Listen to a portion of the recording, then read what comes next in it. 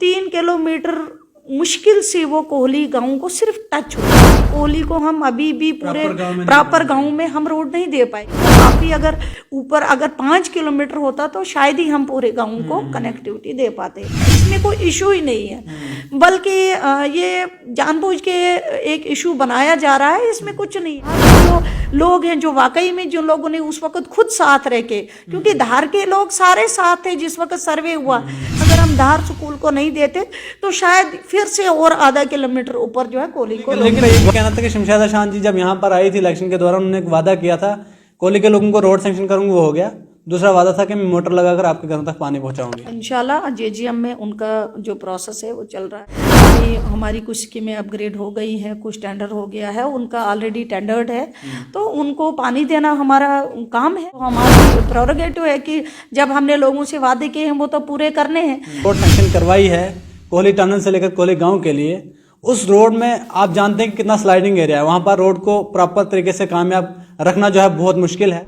और उस रोड के साथ साथ दीवारें भी सेक्शन करवाएं, प्रॉपर नालियां बने ताकि वो रोड जो है कामयाब रह सके। देखिए उसमें कम्प्लीटली अगर कुछ दिक्कत उसमें रहेगी उसको अपग्रेडेशन होगा और उसको प्रॉपरली बनाया जाएगा। ऐसा नहीं है कि रोड कटिंग करके उसको छोड़ा जाएगा। आपसे पहले भी बात की थी जब आपने मुझे कॉल किया था, मैंने यही कहा था कि जहां हमें रह जाएगा, ऐसा नहीं है कि हम 3 किलोमीटर में पूरे इलाके को कवर कर पाए, हम नहीं कर पाएंगे।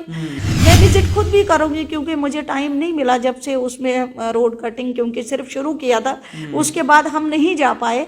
मैंने उस वक्त भी कहा था कि अगर कोई ज़रूरत कहीं पे होगी हम आगे नेक्स्ट में उसको टेकअप करेंगे। और वहाँ के जो लोग हैं जिनको चाहिए रोड, उनको एक वो प्रॉपर एक रेजोल्यूशन भेजें कि हमें रोड दिया जाए, उनको रोड दी जाएगी। कुछ इल्ज़ाम है आप पर, जब से आप वहाँ पर डीडीसी बनी हैं, कुछ मुकामी लोगों का, कुछ कॉन्ट्रैक्टर्स का इल्ज़ाम है कि जब से डीडीसी चेयरपर्सन शमशादा शान वहाँ पर डीडीसी बनी हैं, उनने जो छोटे मोटे कॉन्ट्रैक्ट होते थे, जैसे कि आपके हस्बैंड भी कॉन्ट्रैक्टर हैं, वो तमाम कॉन्ट्रैक्ट जो है अपने हस्बैंड को दे देती हैं, हमें छोटे मोटे काम करने का मौका नहीं मिलता।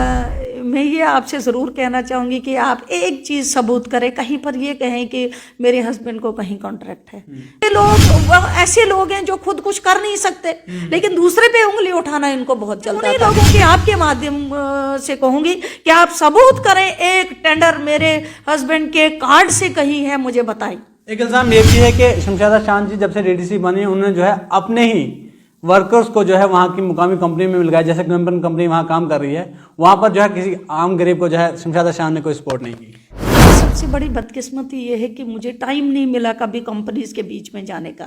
हालांकि मैंने कोशिश करी कि लोकल लोगों को जो भी मेरे पास आता था मैंने उसको अपना डीओ लिख के दिया। मैंने कोशिश की कि लोकल लोग एडजस्ट हो पाए, लेकिन कहीं मेरा कोई पर्सनल आदमी कंपनी में नहीं है। आप बता सकते हैं मेरा भाई है या मेरा कोई और आदमी है जो मेरा खास वर्कर है, बताइए मेरा कौन सा वर्कर है जो कंपनी में है।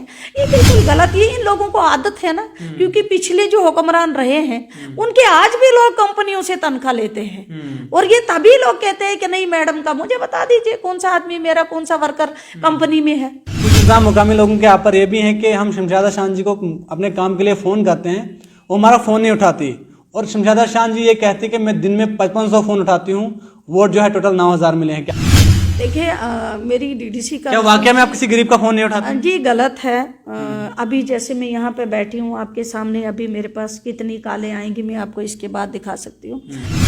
अस्सलाम वालेकुम नाज़रीन, आप देख रहे हैं प्राइम पोस्ट और मैं हूं आपका मेज़बान शहजाद नाइक। आज की इस खुसूसी मुलाकात में हमारे साथ बातचीत करने के लिए मौजूद हैं डीडीसी चेयरपर्सन रामबन डॉक्टर शमशादा शान जी। इनसे कुछ सवाल जानने की कोशिश करेंगे, कुछ इल्ज़ाम भी इन पर हैं। तमाम तर सवालात और जवाब जो है इनसे जानने की कोशिश करेंगे। बहुत बहुत शुक्रिया वक्त देने के लिए। पहले शुक्रिया। अस्सलाम वालेकुम। सबसे पहले आपसे जानना चाहेंगे कि पिछले कुछ दिनों से एक मामला, वहाँ पर दो गाँव के बीच में जो तनाज़ा चल रहा है, जो रोड आपने सैंक्शन की थी कोहली टनल से लेकर कोहली गांव को जोड़ने के लिए, उस पर तनाज़ा चल रहा है। धार के मुकामी लोग ये कह रहे हैं ये सड़क जो है पहले हमारे गांव से होते हुए कोहली जानी चाहिए। आपका इस पर क्या कुछ कहना है? सबसे पहले तो मैं आपका शुक्रिया अदा करना चाहूँगी कि आपने मुझे वक्त दिया अपनी बात रखने का। धार टू कोहली रोड जो है वो स्टेट प्लान के अंदर हमने सेंक्शन करवाई है, और कोहली एक ऐसा एरिया है, मैं समझती हूँ कि मेरे खासकर जो मेरी कॉन्स्टिट्यूंसी है उस कॉन्स्टिट्यूंसी में कोहली एक ऐसा एरिया है जो सबसे जो है रोड की वजह से डिस्कनेक्ट है। अगर आप आज लेफ्ट आउट एरियाज़ में कोई लोकेशंस लेते हैं तो उसमें कोहली और जो अपर सुमड़ का इलाका है वो इस वक्त डिस्कनेक्ट है। और सबसे मैं ये कहूँगी कि सबसे ड्राफ्ट प्रोन एरिया है और सबसे ज़्यादा पहाड़ी वाला इलाका है। उन लोगों को सबसे पहले रोड की ज़रूरत थी, तो कोशिश हमने यही की कि हम, क्योंकि नाबार्ड में हम उनका प्रोजेक्ट सेंक्शन नहीं कर पाए, इस वजह से नहीं कर पाए क्योंकि हमारे पास वहाँ की डीपीआर बनी नहीं थी। तो हमने कोशिश की कि उनको एक रिलीफ मिले ताकि कोहली को हम तब तक के लिए कुछ थोड़ा बहुत कनेक्टिविटी दे पाए। तो सबसे जहाँ से हमने, क्योंकि वो जियोग्राफिकली भी बहुत टफ एरिया है, वहाँ पे टेकअप पॉइंट लेना भी बहुत मुश्किल है, तो हमने एक एसेस किया। जब डिपार्टमेंट को भेजा गया तो डिपार्टमेंट ने यही कहा कि वो धार टनल से, क्योंकि धार वो सारा इलाका धार है, टनल से लेके आगे तक नीचे का पोर्शन है वो धार है, तो उसको हमने एज धार टाइटल दिया और ऊपर कोहली को कनेक्ट करने की कोशिश की। सर्वे हुआ, ऐसा नहीं है कि धार कनेक्ट नहीं है, हमने धार स्कूल को कनेक्ट किया है। जो मेन उनका जो लोकेशन था, क्योंकि जब स्कूल टच हो गया तो मेनली सारी पॉपुलेशन टच हो गई, तो कहीं ना कहीं 3 किलोमीटर रोड हमें सेंक्शन मिली, क्योंकि हमें ज़्यादा 3 किलोमीटर से ऊपर हमें एलो नहीं किया गया। तो 3 किलोमीटर मुश्किल से वो कोहली गांव को सिर्फ टच होता है। हालांकि कोहली को हम अभी भी पूरे प्रॉपर गांव में हम रोड नहीं दे पाए, क्योंकि वो काफ़ी, अगर ऊपर अगर 5 किलोमीटर होता तो शायद ही हम पूरे गांव को कनेक्टिविटी दे पाते।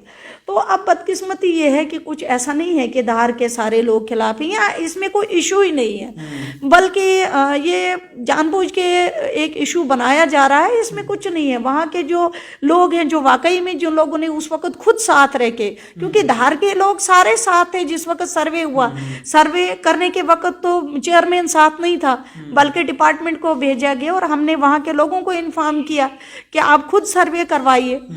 3 किलोमीटर सर्वे हुआ और उस 3 किलोमीटर में कोहली को सिर्फ टच किया गया, बशर्ते ये कि धार स्कूल को हमने रोड दिया। वरना अगर हम धार स्कूल को नहीं देते तो शायद फिर से और आधा किलोमीटर ऊपर जो है कोहली को रोड।